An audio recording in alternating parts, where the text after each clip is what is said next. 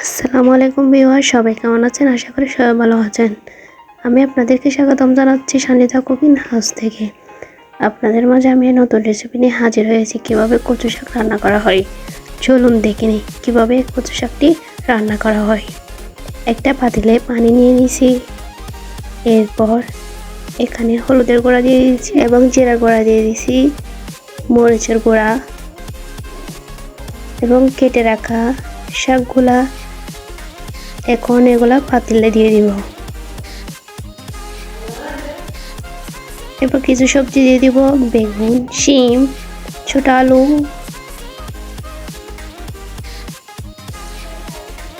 তারপর 2টা টমেটো দিয়ে দিব, ফালি করে রাখা কাঁচামরিচ দিয়ে দিব, এরপর পেঁয়াজ কুচি আর রসুন কুচি দিয়ে দিব।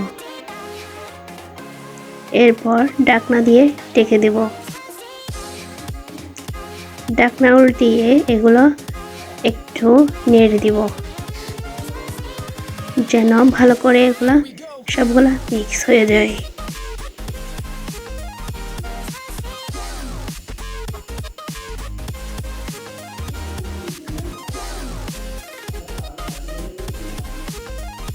এরপর ঢাকনা খুলে আবার ভালো করে মিক্স করে ফেলবো। যদি আমাদের ভিডিওটা ভালো লাগে তাহলে একটা লাইক, একটা সাবস্ক্রাইব আর বেশি বেশি করে শেয়ার করে দিবেন। এগুলা এখন নাড়া হয়ে গেছে এবং একটা পাতিলে তেল দিয়ে দিব।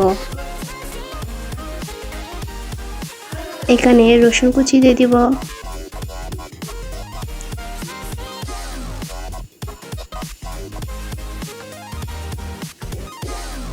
এবং অল্প অল্প করে শাকগুলা ঢেলে দিব।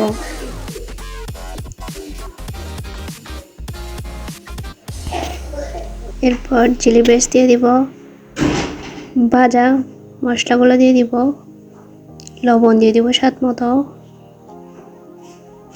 এরপর তেজপাতা দিয়ে দিব, ধনে পাতা দিয়ে দিব। ভালো করে এগুলো মিক্স করে ফেলবো। মিক্স করে আবার এগুলো রান্না করে দিব।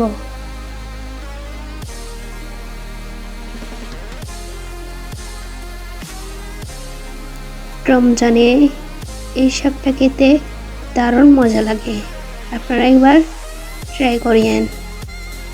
আমাদের শাকগুলা হয়ে গেছে,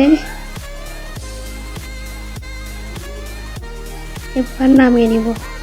আপনার যদি ভিডিওটা ভালো লেগে থাকে তাহলে একটা সাবস্ক্রাইব করে দিবেন। আল্লাহ হাফেজ।